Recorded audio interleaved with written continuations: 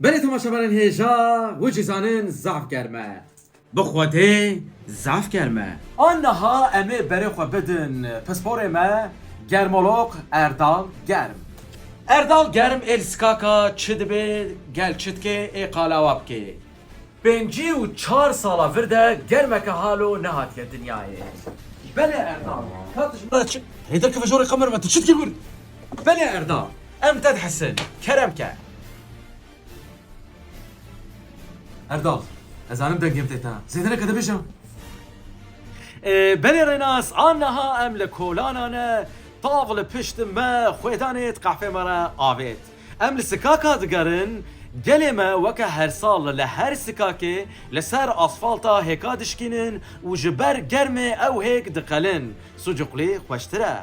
Fironcî ji ber germê dîsa xwe davêjin nav dolabê qola û dondurmayan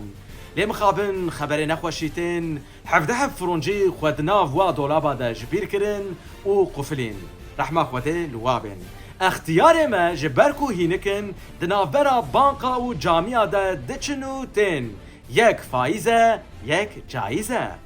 xebereke nexweşî ji Edenê hat mixabin li Edenê dîsa şer derket malbatek ji ber ku zêde zêde germ e tivingê xwe derxistin û reşandine tavê ji wê malbatê çar heb birîndar hene lê tiştek ji tavê nebû Rênas ji kolanan aniha em dikarin vabêjin em berê xwe dîsa didin stûdyoyê Tamam girt Ay ev çi germ e ya ev kî fana vê qilîmaya girt